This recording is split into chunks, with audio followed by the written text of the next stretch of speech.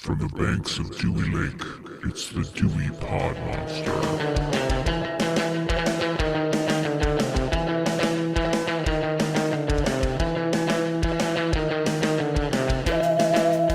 All right, welcome back.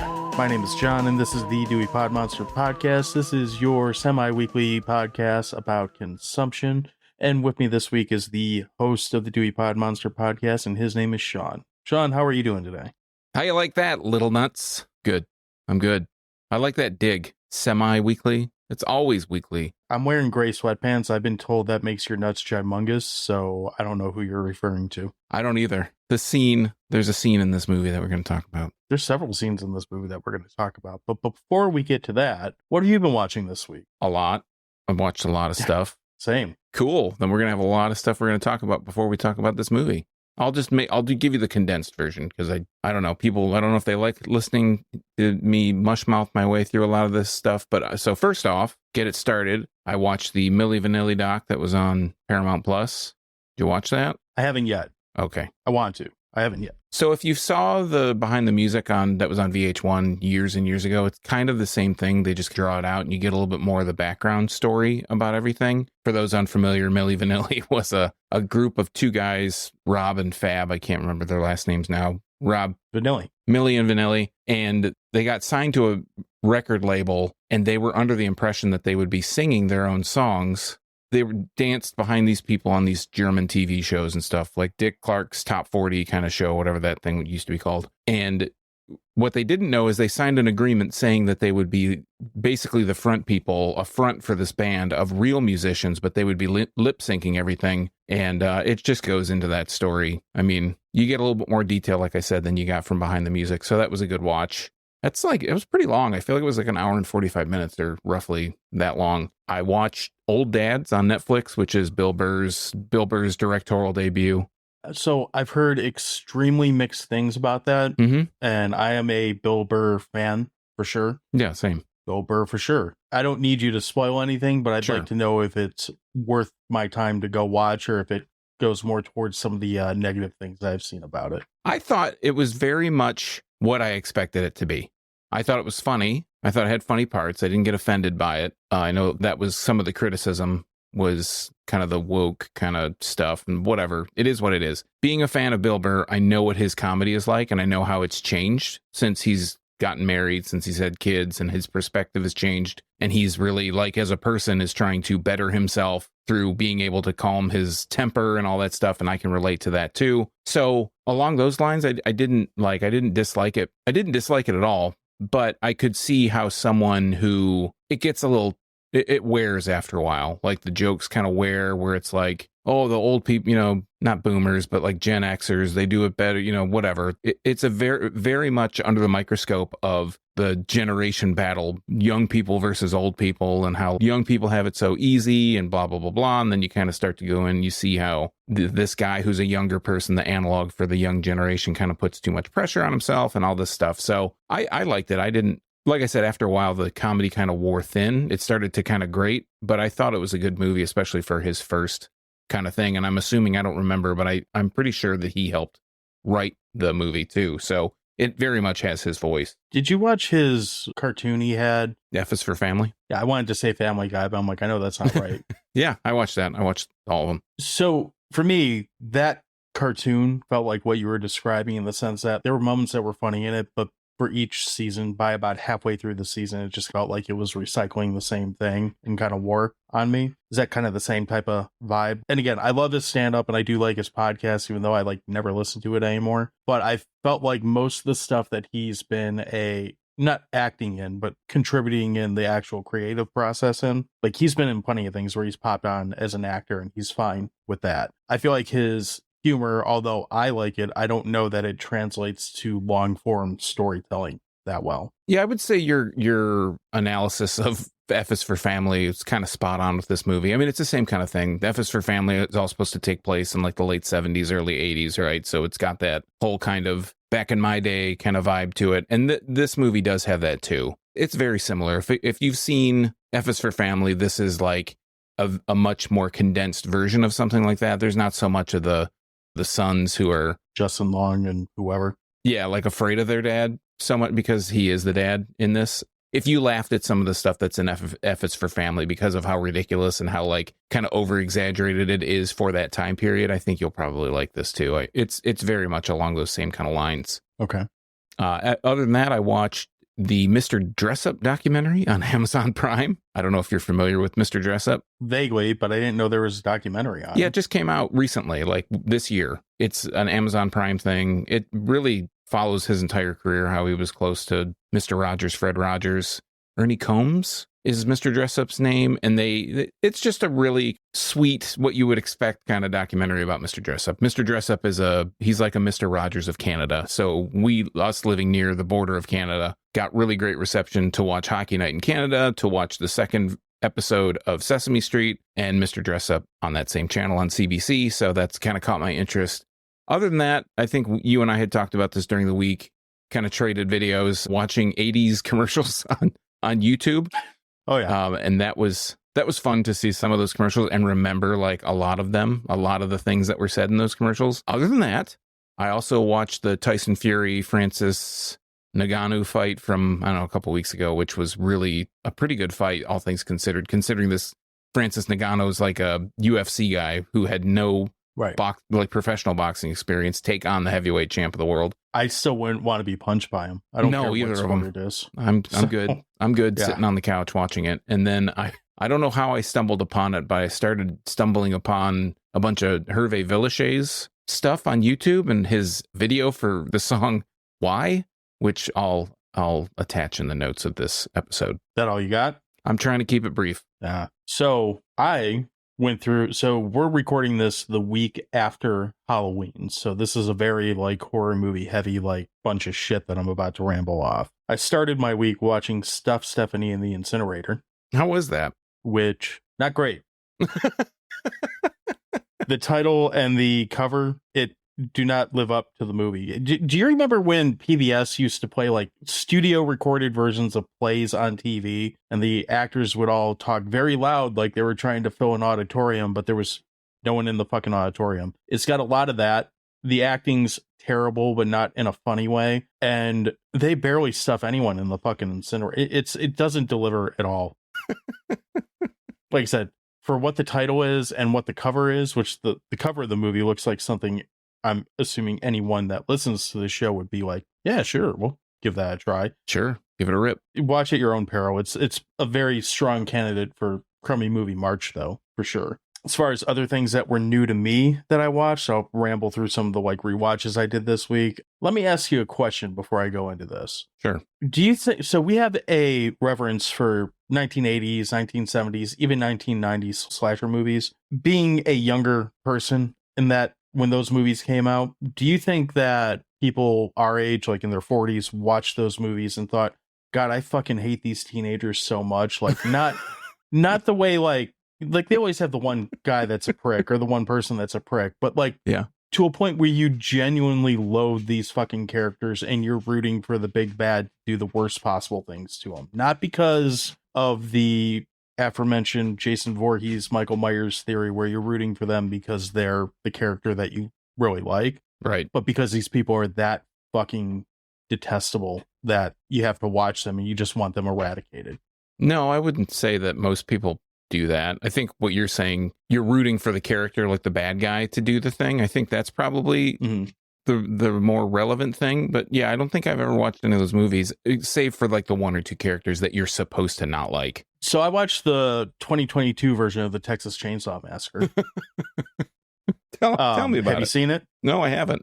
And I probably won't ever. So, I don't know. You might have to at some point, but the stuff where Leatherface is doing Leatherface things, that's all fine. I mean, it's a dude who, you know, depending on what your opinion of Leatherface is, looks like Leatherface and chases people around and does chainsaw things and whatever. That's fine. I don't really care about that. The gore looks fine. All that stuff is fine. But these fucking characters, and I think I've said this before, like, I'm not against the idea of people like not being pricks in that term of like the whole woke culture thing. Like, I think people should accept people for who they are and all that shit. But when you try to make characters that so embody that whole thing, like that they're just this walking cliche of all that, it's just fucking obnoxious. And that's all these characters are, is just like they're fucking 4 or 5 20-somethings in Texas in the middle of fucking nowhere driving a fucking Tesla. Like, how the fuck are you going to charge that? Are they just like caricatures of stereotypes of young people, basically? I think that's what they were going for, Okay. yes. Going to like essentially purchase the town that Leatherface and his family live in and sell it for condos or what the fuck ever. That's the whole premise of how these teens or kids or whatever they are get to the TCM house. And in fairness, the movie's not as bad as like the internet will have you think it is. Like the second that I mentioned that I was watching this movie, like DM boxes lit up like, why the fuck are you wasting your time with this? I was like, well, my windshield's getting replaced. I need to kill a couple hours. So this is what I downloaded. But it is, like I said, the Leatherface doing like those aspects, whatever. We've all seen Leatherface do Leatherface things, I'm sure. You're not seeing anything so groundbreaking there one way or the other. But these characters in that I just was so fucking annoyed with. The other thing that really pisses me off too, like they bring Sally back in this movie, the girl that gets away from the original, and it's like, okay, so you're telling me that the premise, spoilers if you haven't seen this movie, sorry Sean. Oh no. Her whole point of coming back to this fucking movie is after she escapes from Leatherface, she becomes a cop or a special agent, whatever, and her whole life's work is to hunt down Leatherface because, you know, she got away. Even though he's staying in the same fucking house where she got away from. Yeah. She still can't find him, but we'll just leave that aside for a minute. So she gets, you know, of course, somehow some dude calls her and he's like, Sally, you know, he's back. Ugh. So she goes guns a-blazing into the Texas afternoon and goes to save the day and immediately traps the 2 people that are currently Leatherface's victims. It's like, and decides to take them into her fight. I'm like, yeah, that's a real cop move there. Take the victims with you to fight the psychopath. Yeah. And then they just like fucking... They treat this character, and again, I'm not one to say that you can't do things to... I don't think characters have this big arching, like, whatever, that they can't be changed, or you can't fuck with what they are, or you can't... There's not a lot of character development in the original Texas Chainsaw Massacre to know what kind of person Sally was. That's not the point of that movie. But what they do to her in this movie, if I spent 40 years hunting this one dude just to have him, like, make you look like a dumb shit within, like, 5 minutes and gut you, it's like, why even fucking bring her back? Like, if you just need another body for the body count pile, like, why bring that character back? If you're going to bring her back, you should at least have her get one up on him for a while. He can kill her still, but make it a fight, you know? So I watched that. That's a thing. I also went back and watched The Babysitter, which is also on Netflix. Again, what I could download was what I was working with. So I had actually watched the sequel before this, but I didn't know it was a sequel. So I went back and watched the first one. Basically, it's about a babysitter who, my babysitter's never looked this attractive. I don't even care about what happens in this movie. I would have taken that for having a babysitter that was this attractive. Essentially, she's like in a satanic cult or something, and hilarity ensues in typical teen slasher type ways. It's fine. It's entertaining for what it is. It's a good gateway movie for like people who are just kind of getting into horror. It's not so over the top that people can't handle it, but it's got some good humor. It's got some relatable characters, and it's an easy watch. Is that like from the No real problem there. 2000s, like 2010s, 2014, 2015 I want to era? say 2017, but Okay. I could be wrong. I think I've seen it on Netflix, and I've watched the roll of it, whatever that little clip they always show, which I hate and I want to turn off. I don't know which one you were talking about. Well, just Netflix in general, like anything that you stop on for more than 5 seconds, they got to start playing part of it. And you're like, I just want to go to the next thing. Yeah, that's why. So you can turn that off if you sign in on the actual website, not on like in the app. You can turn autoplay off on that. It makes it a lot easier to go through all their shit. Does it work then on the app too? Or is it just on the website? It's based off the account. So you have to go, like we have multiple profiles. Mm-hmm. So I had to go into my profile and turn it off because it was crashing Netflix on our streaming devices because it would try to play it and then it would fuck up. Yeah. So I turned it off on mine, and all of a sudden I could actually look for things in there. So I had to go in and turn it off on my wife's profile too. Anyway, that movie's entertaining for what it is. Like, check that one out. On the good side of things, surprisingly, Slaughterhouse is a lot of fun. So Slaughterhouse just came out this year, and this one kind of feels like something that we should go back to at some point, so I won't ruin anything on it. But I will say, if the only thing I can say about this movie negatively is that you decide to go the PG-13 route in a sorority house horror movie, that's disappointing in a way. But other than that, it's just dumb fun. You know, like it's not the kind of movie you want to watch and take seriously, because if you do that, like You're gonna hate it. You're in the wrong spot. Right. But the fact that, as far as I can tell, the sloth is like at least 90% like shitty puppet, I was fine with it. So that makes it way better than if they just CGI'd the whole thing. And then the only other new thing that I watched, well, new to me, and this is a real chef's kiss piece of shit. I watched Glenn Danzig's original, what is it? God, I can't think of what it's called. The short stories, fucking anthology series, Verotica, which apparently is based off some comic book, which I don't know if he had anything to do or not, but holy shit, what a bad fucking movie. And it is bad to the point where it's kind of funny. Like this whole first like act of this movie, or first story, I think he's trying to convey that these people are French, but instead of having them speak French and subtitle it, he literally picks up the first strippers he can find and says, talk with like the worst French accent you can possibly have. So they're literally like, sacre bleu, why do my boobs hurt so much? I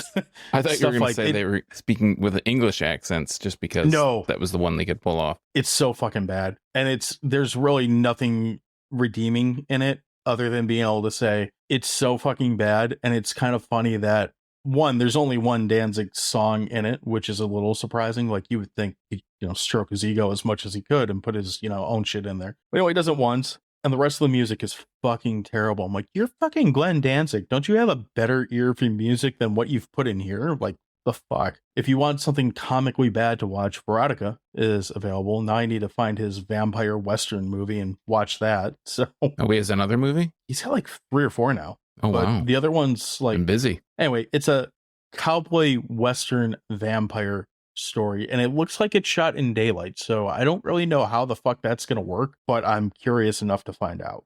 Maybe they have the sparkles. Maybe. I mean, maybe we could do Danzig December one year, but not this year. Sounds like a challenge, huh? Yes. Testicular fortitude. Something. So past that, the only other things I did were rewatches. So I kind of went through some of the Simpsons Halloween episodes, which I like to get into every year. Went in marathon through Slumber Party Massacre 1 and 2. And damn, those are just fun, like little short contained slasher movies. The only other one that I really put on that was worth mentioning was Class of Nukem High, because it is just ridiculous and great. Like that. It's great in all the worst ways. It's Troma arguably at their best. Not necessarily their best movie, but it's when Troma's like on their game that you get movies like Class of Nukem High. That scene where they get in the fight at the high school and the guy punches in his mouth and he like pulls and you can see his hand inside his throat. Yeah. That screwed me up for a long time. For whatever reason. I don't know why. Well, shit happens when you, where are they? I forget what they call themselves, the Marmots or something.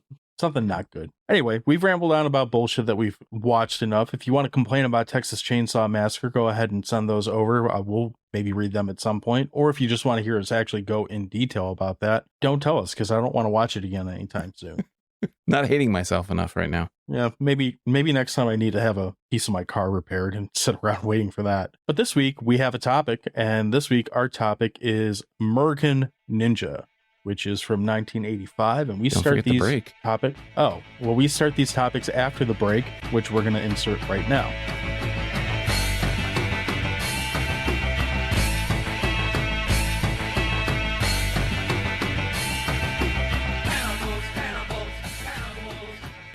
With the holidays right around the corner, you may be in need of some holiday party space. Batch Brewing Company, located in the Corktown neighborhood of Detroit, has space for parties of all sizes. From family-style meals to full-on catering, Batch Brewing Company has you covered. For details and pricing, contact Batch Brewing Company by emailing events@batchbrewingcompany.com. Hey everybody, November 16th at 7 p.m., we'll be showing the 1987 film Chopping Mall at Batch Brewing Company in Detroit, Michigan. Help us celebrate Franks and Steins at Batch. Have a Frank, have a beer, and enjoy some Robots Gone Wild. Thank you. Have a nice day. Oh, bother. Listening to John and Sean on the Dewey Pod Monster podcast. And let's get back to that, honey. Okay, so we're back, and again, we are talking about American Ninja, the 1985 movie that is a movie and was reviewed by Farrah R. And she says, this is the most Bollywood Hollywood movie ever made. The overacting, terrible stunts, and sloppy editing make it one of the make it a one-of-a-kind atrocity that certainly doesn't deserve a bunch of sequels. 1 out of 5 stars. Well, I hate to break it to you, whatever your name is, but they got a bunch of sequels to this movie. I think at least 5. There might be 6. I think there's 5. 5 total in the Vera. franchise. Vera. Well, yeah. There's probably a reboot out there that I didn't notice. Maybe. So we go to IMDb, where we sometimes read the storyline, sometimes we read the plot. I'm going to read the one at the top, whatever that is. We're going to call that the plot. And that the little tagline here says, American soldier, obviously very skilled in martial arts, single-handedly takes on mercenaries in the Philippines. Before I read the other one, because I want to look at that real quick, was there ever any mention? This one's fucking long. I know. Was there ever any mention that this movie took place in the Philippines? Not that I'm aware of. Not that I'm aware of either. I could have missed that. But this one takes a lot of leaps. This storyline, care of Jean-Marc Rocher at fiberbit.net, if you want to reach out. He says, Joe Armstrong, an orphan drifter with little respect for much other than martial arts, finds himself on an American base in the Philippines after a judge gives him a choice of enlistment or prison. That never happened in this movie. On one of his first missions driving a convoy, his platoon is attacked by a group of rebels who try to steal the weapons the platoon is transporting and kidnap Patricia, the base colonel's daughter, who happens to be along for the ride. Not true. Joe rescues Patricia. That's a hell of a run-on sentence right there. I know, I had to take a breath. Joe rescues Patricia and gets her back to safe. Oh my Jesus Christ. Joe rescues Patricia and gets her safely back to the base, but everyone else in the platoon is killed. Not true. Leading his superiors to conclude that Joe is either guilty of cowardice, collaboration, or simple incompetence. At the same time, the rebel leader vows revenge against the servicemen who disrupted his plans and sends an army of ninjas to assassinate him and bring back Patricia. If he wants to survive and save the girl, Joe's going to have to draw on every last ounce of his training. Bullshit! I was going to say, Jean-Marc, you are full of shit. Don't sully this movie with putting your shit in here. That's garbage. Sorry. So 90% of this air quote plot that he puts in here, or storyline, I watched this movie twice in the last week and I didn't catch any of that shit. Like, I know that he, at one point they're like, oh, he's a former criminal or he's got a record or something, because I don't remember fucking why, because it doesn't matter. Right. And it is never brought up. Yeah, well, they do say that he's got some kind of criminal past Yes. at one point, because it's when he's right before the dude like ninja kicks the military cop gun out of his hand, like for no real reason. But anyway, where do we even start with this fucking movie? Yeah, I mean, so basically the background of this is that whenever I see a movie, I guess this isn't background, but whenever I see a movie and the title card says the Cannon Group and a Golden Globus production, I know it's going to be good. This movie was originally supposed to star... Like your trauma? Yeah, exactly. This movie was originally supposed to star Chuck Norris. It ended up starring Michael Dudikoff because, you know, they look so similar. Michael Dudikoff had no martial arts training before this movie, and he was basically a model. And he had been, you may recognize him from Bachelor Party. He was in Bachelor Party as one of the main dudes. Can I ask a question? Yes, you may. Is he the basis for the, I'll probably mispronounce it, the blonde-haired dude in Street Fighter, Gully or Guile or whatever the fuck his name is? Yeah, because he kind of looks a lot like him in this movie. Minus the hair, I don't know. That's a good question. He's not that far off. It's more Guile's a lot, animated like, in more the muscular. game, obviously. Joe Armstrong it's doesn't a have a game. flat top, though. Well, he's close enough. Anyway. Anyhow. But yeah, the other stuff that Jean-Marc said is fairly accurate. But yeah, basically Joe he comes out of nowhere. The colonel's daughter needs a ride to go somewhere. I guess she's going home from the Philippines, quote unquote, and they never really say that they're in the Philippines. And I got the impression they're in like Mississippi or something. no, I knew they're in South Pacific, but I didn't know exactly where. And anyways, so they take this convoy. Joe's driving a truck. They get hijacked, ambushed, I guess. And the guys, this rebel group wants to steal all their weapons. And Patricia decides she doesn't want to do that. She takes off. Joe helps her out. Meanwhile, these ninjas come down. They're like a third-party observer. And they come and start wiping people out, the troops, all these different troops. And some do get killed, but not the entire platoon, because the guy that was the driver is a main character in the movie later down the road. And yeah, so I mean, it's just ridiculousness. Joe and the girl get away. He starts to exhibit these like martial arts, these arts of ninjutsu skills. and they don't really talk about it, but they do eventually mention that he has these kind of flashbacks. He says that he has amnesia and that he doesn't know how he knows how to fight the way that he does. He just does it because that's what he does. So the movie has spawned several sequels. Right out of the gate, I'm going to say I think American Ninja 2 is much better than American Ninja 1 because there's just got so many more ridiculous scenes and kind of, I don't know, homoerotic kind of undertones to it. The sweaty beach brawl. More than this? Yeah, more than this. Oh, okay.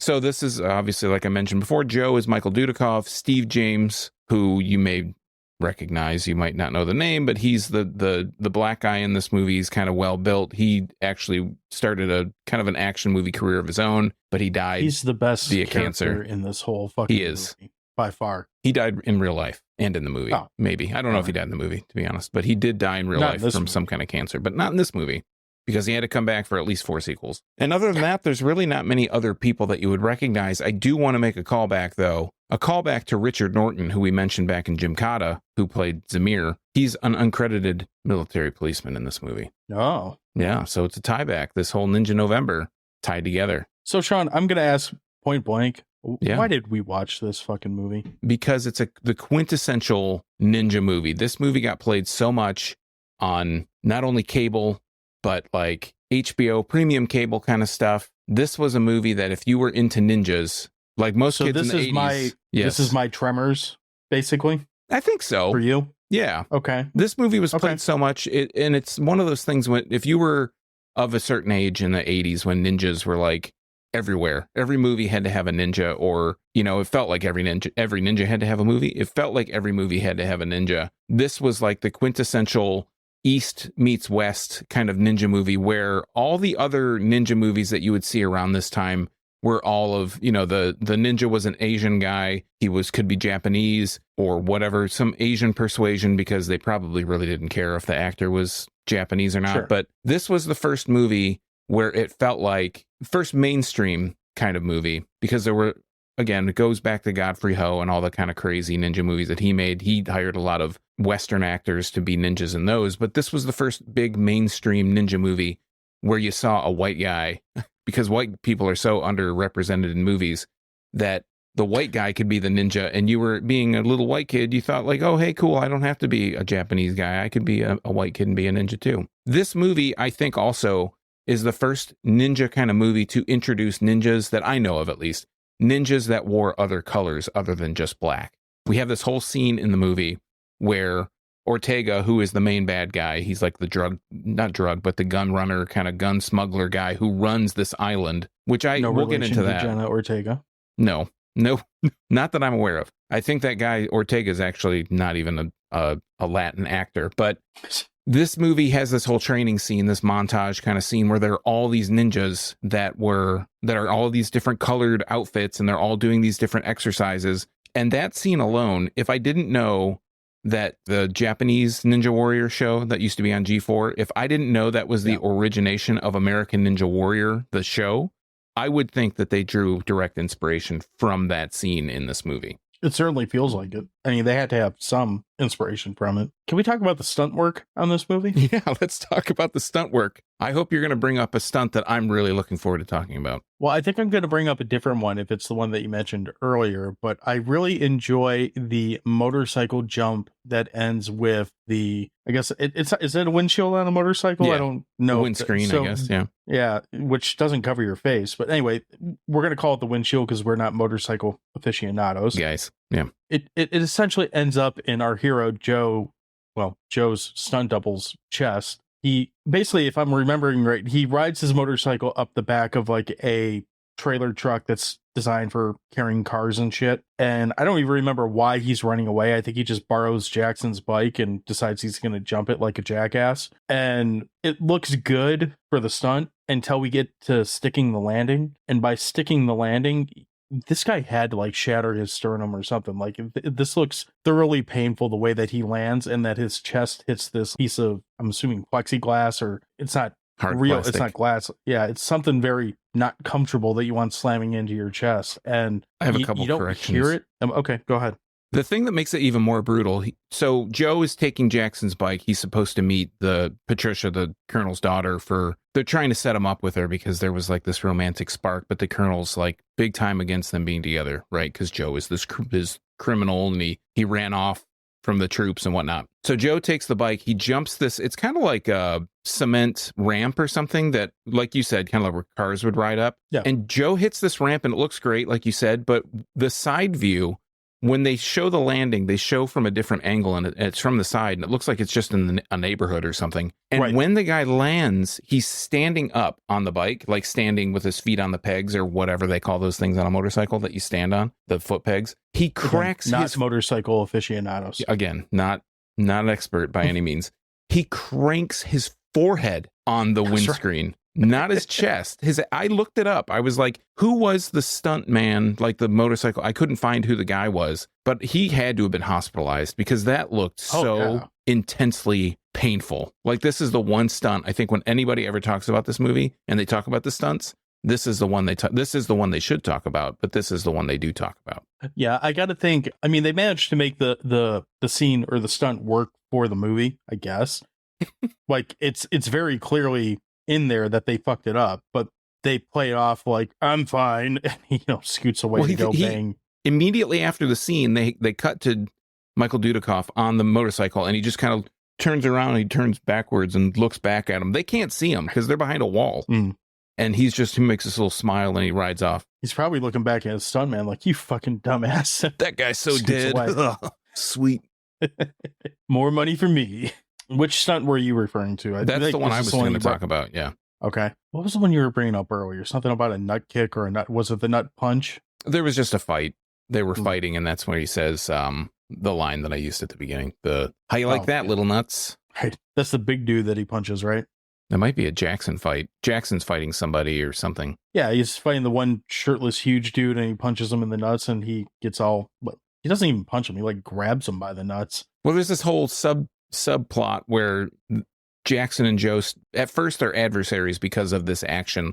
Like, all the things that happened to Joe on the base are because he deserted the troop to go save Patricia. And Jackson's like, dude, this guy's he's a deserter, he's a coward, whatever. And the way that he a bum. The way that he earns the respect is by fighting Jackson. He doesn't want to, but he shows off his moves. He puts like a bucket on his head after he's thoroughly kicked his ass. A hose. And he lets Jackson he chokes him with a hose and whips him and all this stuff. And he gives Jackson a stick to hit him while he has a bucket on his head, and he evades it, I guess. But they ask Joe how he knows how to do these moves, and we get into this part of his childhood where he just has these random flashbacks because he lost his memory. But there was this Japanese soldier that was on this island that didn't know the war was over, and he took in Joe, this little blonde white kid, and taught him the ways of ninjutsu.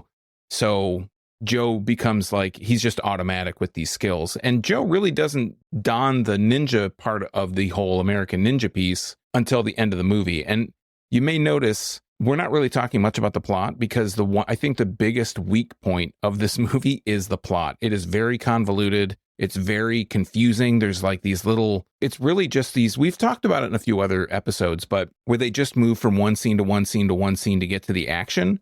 But I feel like this movie, they really made a big effort to try and put a story in. It's just that the problem is that the story makes like little to no sense. So I felt, this is my opinion, I felt like this is the definitive G.I. Joe movie, in that this movie to me feels like someone had enough money to basically play with all his G.I. Joe toys and all the Cobra guys and all that. And he basically just said, I'm going to make a movie out of this.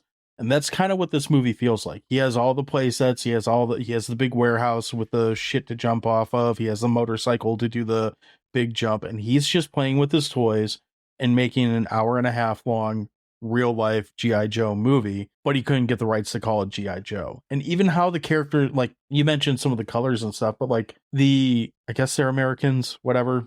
Yeah, American Ninja. The Americans look like G.I. Joes. They're wearing army fatigues, and Jackson's all fucking ripped as shit. It's a really entertaining scene near the end where he's in a Jeep with a fucking gigantic Gatling gun and just starts like blowing away everything in sight, which I was like, yeah, it's G.I. Joe set. So if you like that kind of action adventure where it's like again, very open world playtime type stuff. I feel like that's a lot of what this movie hits. If you're trying to figure out what the fuck is going on or why it's going on in this movie, other than people kicking and punching each other and ninjas that have really bad aim with arrows, you're going to be lost. Like I said, I watched this once last week and came into this episode like, I don't know what the fuck I'm going to talk about because I really don't know what happened in this movie. Mm-hmm.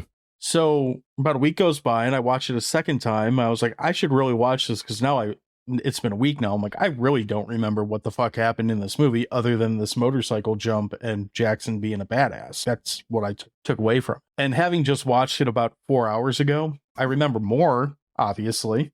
But as far as like the storyline or the plot, I'm sure there's an attempt at a storyline in there. But watching it, I pretty quickly found myself like, yeah, ninja kick, whatever, and kind of fucking around on my phone and kind of not, I wanted to pay attention to it, but whatever breadcrumbs they give you to tie the story together, there's just not enough there. I could sit here and tell you what the movie was about. Like I could probably tell you, not necessarily in the exact order, but I understand. And it's just, I think what it is that, number one, I want to say, I think that's a real good call out about this kind of being like G.I. Joe, because I do feel like they have some of these archetype characters in this movie that are supposed to be like the representation of a G.I. Joe character. And then you could just imagine all these ninja guys and the rebels and all that stuff are all just Cobra, like Cobra characters. The thing about the story is that it is, for this type of movie, this is supposed to be a dumb action movie, a dumb martial arts ninja movie. They go way too deep on the plot. There are all these little subplots about, we'll just throw the whole Jackson and Joe thing getting together and becoming friends and that whole relationship. We've got the Colonel.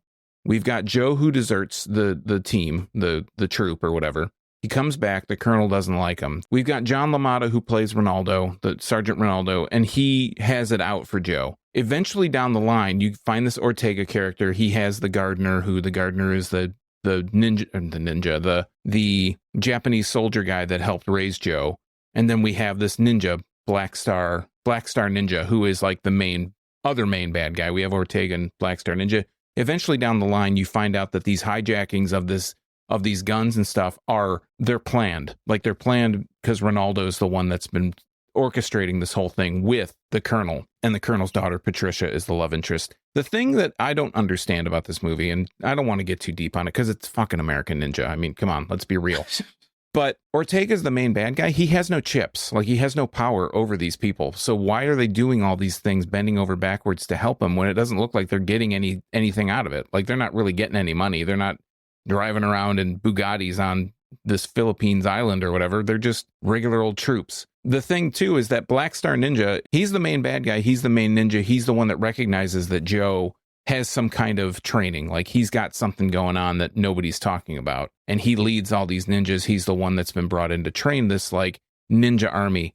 I don't understand why we have the rebels and the ninja army. It doesn't make a whole lot of sense. Like, you should just have one or the other.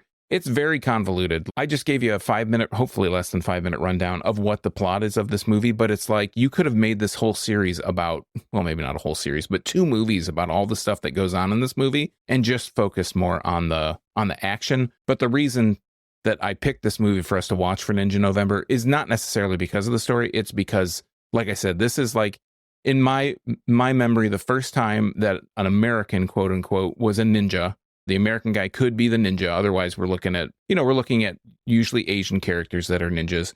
And that whole colorful ninja costume thing, that's the first time I can remember it. I feel like this being my Tremors and this also being very influential on ninja movies to come in the 80s. This was like the one that a lot of companies, I feel like a lot of happening in 1985, a lot of script writers or production companies or whatever were like, okay, we got to get our competing ninja movie out. What did American Ninja do? And we'll play off of that. I know you said this movie was on TV all the time. Was it financially successful? Do you know? I mean, obviously they made 5 of them. It must have done okay. I think it's diminishing returns. Movie after movie starts to become less and less profitable. But it's also Golan Globus and the Cannon Group and all that. This is their bread and butter. This movie had an estimated budget of $1 million.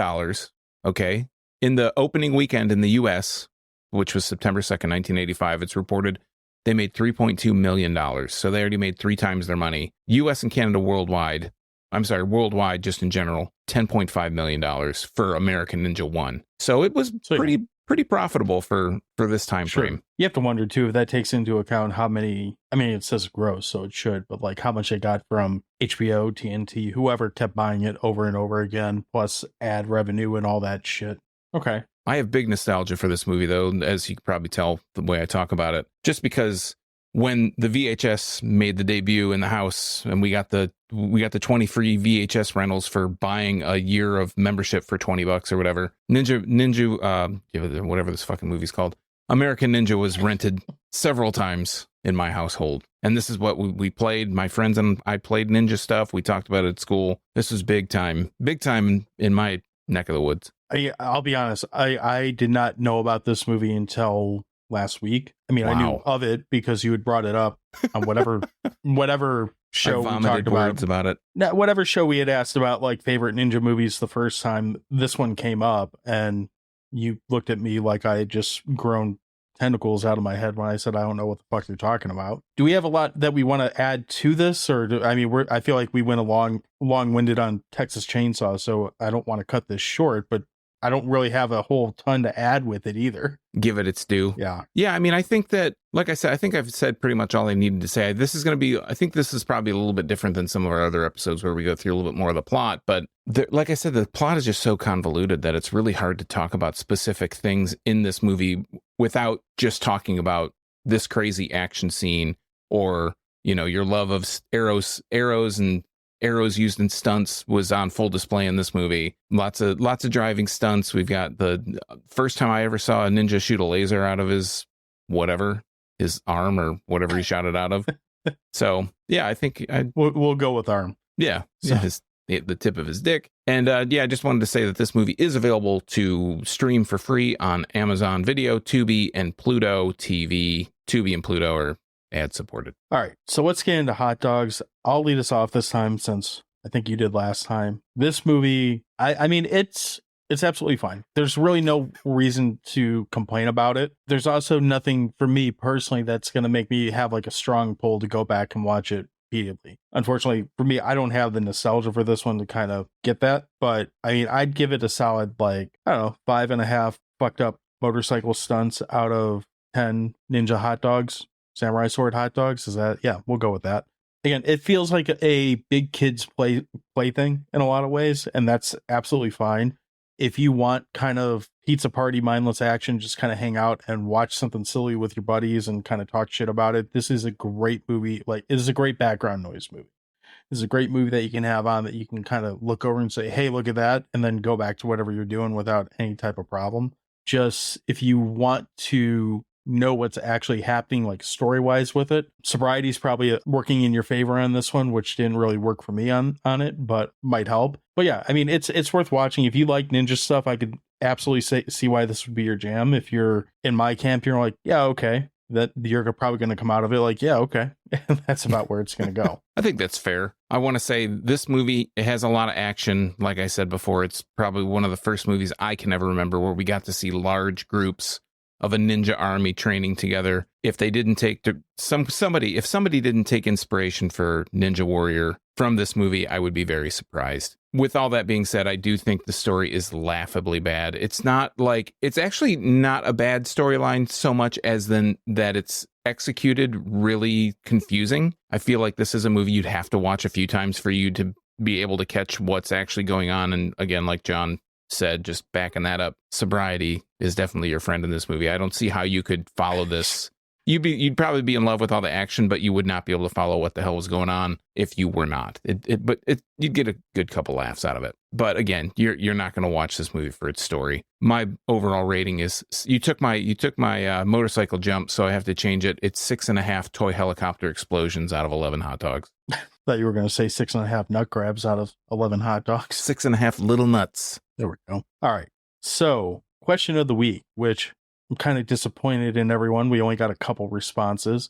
The question of the week was pretty simple. Why the hell did John agree to Ninja November? Asked this on 3 platforms. We got 3 responses, one of which I'm not going to read because it's actually a request for a different movie, so we'll bring that up off mic. And is it a ninja movie? More about that. Yes. Oh. Our friends over at Dissect That Film, who they gave an answer. I was actually just watching their live stream before we came on. They were talking about Five Nights at Freddy's, which I'm sure will be available by the time this comes out. So check that out.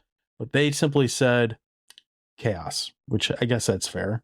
It's good every once in a while. I mean, got to mix it up, right? Keep the body guessing. Yeah. And then Pearl over at Hissy Face X, she said, I don't know, man. I feel like you got to watch those in the morning with a cup of coffee and a clipboard with notes, unless it's Kung Pao. I don't think you have to think that hard about it. None of these movies are that serious. I think we're just trying to follow the plot. Yeah. So just want to see a bunch of guys get kicked, some swords, sword play, smoke bombs, caltrips, some arrows. Yeah, some arrows, close range. What else? So Sean, why the hell did John agree to Ninja November? I think you were roped into it. I don't think that you knew that it was going to happen. I think that I had mentioned it a few times and you were like, oh yeah, sure. You just kind of humored me, you know, and then when I told you like, oh yeah, Ninja November, and you're like, shit, this is a thing. So if I'm going to answer it, this isn't, I don't know if this is a real answer or not, but I'll go with it because I'm plotting my revenge every week now. I don't know what that's going to be yet. It's not like every week's Black Devil Doll from Hell or some other we got a whole month highway. For that. That's true. We've already got a month for that. So that's who's planning that this time? Are you planning those movies or am I again? I think it'd be a collective. We can try to pull the audience and get some requests. That's what we should do. So, let's start it soon. Let's start early. We'll chum the water. We'll see what people shitty B movies, 80s, 90s B movies people want to hear about. So since we're on the subject, I'm going to just kind of throw out a little bit of a roadmap for where we're going over the next couple months because we are starting to get some responses and some requests for things. We do have the next couple months kind of loosely planned out. So obviously, November is for the ninjas. So the next couple weeks, you'll still be hearing ninja stuff. We're going to do more Christmas stuff this year, but we're not going to do any more Hallmark movies. You guys spoke very loudly by not fucking listening to any of that shit. So we're not going to do that this year. Not a success. There is a gap between Christmas and January, which is kind of open right now. So we'll figure that out somewhere down the road. And then January, we are going to talk New Year's resolutions and do a very specific subgenre in horror. I don't want to totally give that away, but it's something that we've kind of talked about we probably talked about that for 6 months now, at least. It's been a while. So I'm looking forward to that. I'm assuming you are too. Please continue to send your requests. I do keep note of them, and it is something that we will get to them, but just so people are aware right now, it's probably going to be at least February before we start really getting into them, unless you have a ninja request that's coming up in the next couple weeks, or maybe something we can slot in that last week of December. So in the meantime, if you want to send us requests, if you want to give us feedback, if you want to let us know what big of assholes we are, whatever the case is, you could do that. You could do that on all our social medias. We're at Dewey Pod Monster on pretty much fucking everything at this point. The ones that we get the most response on are probably Instagram and X, Twitter, whatever it is now. So those are a good starting spot, but we're also on Facebook, Mastodon, Blue Sky, Slasher, etc., etc. You can find us. Please do subscribe to our YouTube channel. We have a new thing coming up that's going to be a one-off episode that we're going to tease for you. So we'd like you to be able to check that out. I believe we're going to put it on the podcast as well, but you can watch it on our YouTube channel also. So we want you to be able to see that. And then, of course, you could always visit our site, which is at crap.town, where you can find this episode, every other episode, and probably some other shit too. Sean, what do you got going on? Yeah, I was going to say, if you want to have your answer read to the question of the week, hit us up on those social medias. That's where John posts them. That's where you reply. That's where he reads them from. Other than that, if you want to check out my Michigan beer adventures, you can find me at Draft Therapy or on YouTube at youtube.drafttherapy.com. Mixed it up this time. That's right. Oh, and I forgot. Another good reason to follow us on the social media stuff. That's where we're going to post all the upcoming movie nights, any events that we have going on. That's where you'll be able to find that info.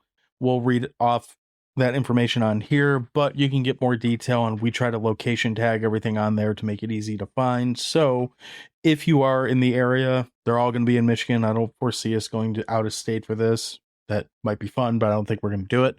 If you're in the area, we'd love to have you come hang out, have a beer with us, and watch some movies, be them good or shitty, and, have some fun. So I think that's all we got for this week. Is that all we got? That's all we got. All right, we'll be We'll be back next week with some more Ninja Mayhem, and you have yourself a great week. Cheers. You